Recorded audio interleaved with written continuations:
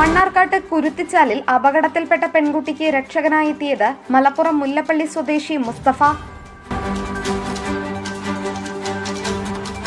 മണ്ണാർക്കാട് വട്ടമ്പലത്തിന് സമീപം കുരുത്തിച്ചാലിൽ വെള്ളക്കെട്ടിൽ കുടുങ്ങിയ ആലപ്പുഴ സ്വദേശിനി ഖാദറിന് രക്ഷകനായി എത്തിയത് മലപ്പുറത്തെ മുല്ലപ്പള്ളി പെരിങ്ങോട്ടുപുലം സ്വദേശി മുസ്തഫ. പാലക്കാട് ജില്ലയിലെ കുമാരമ്പത്തൂരിൽ കോൺട്രാക്ട് വർക്കുകൾ ചെയ്തു വരികയാണ് മുസ്തഫ.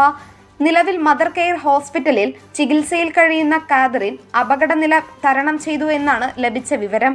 ഖാദറിൻ അപകടത്തിൽപ്പെട്ടയുടനെ അടുത്തുള്ള ജൽജീവൻ കുടിവെള്ള പദ്ധതിയുടെ പ്രവൃത്തി നടക്കുന്ന സൈറ്റിലെ അന്യസംസ്ഥാന തൊഴിലാളികൾ അവിടെ ഓടിയെത്തിയിരുന്നു. പെൺകുട്ടിയുടെ ഉച്ചത്തിലുള്ള കരച്ചിൽ കേട്ട് ഈ പദ്ധതിയുടെ കോൺട്രാക്ടർ കൂടിയായ മുസ്തഫയും തൊഴിലാളികളും ഓടിയെത്തുകയും ആ കുട്ടിയെ രക്ഷിക്കുന്നതിനായി വെള്ളത്തിലെടുത്ത് ചാടുകയുമായിരുന്നു.